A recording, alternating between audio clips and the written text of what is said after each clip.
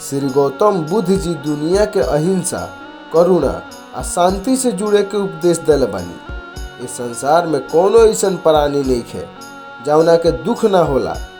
दुख के सामान्य स्थिति में समझे के चाहिए, खुद पर हावी ना होके देवे के चाहिए, चिंतित आ परेशान ना होके के चाहिए। जिंदगी में दूसरा से लड़ाई कइला से अच्छा बाकी खुद पर जीत हासिल करो। अगर खुद पर जीत हासिल करता रहो तो जीवन में कबो कोनो लड़ाई ना हरबो। सुखी जीवन जिए के बाद तो अपन आचरण सही करे के पड़ी। आचरण सही रही तो समाज भी अच्छा बनी। समाज तबे अच्छा बन सकता जब हर व्यक्ति बुराई से दूर रही। इस संसार में 3 गो चीज कबो केहू नहीं के छुपा सकत, सूर्य, चंद्रमा और सत्य। इंसान के हमेशा सत्य के मार्ग पर चले के चाहिए, काहे कि सत्य ही शिव और शिव ही सत्य बा। श्री गौतम बुद्ध जी इंसान के धैर्यवान और धनवान के जिंदगी गुजारे के संदेश दिले बानी। धैर्य से बड़ा इस दुनिया में कोनो धन नहीं है।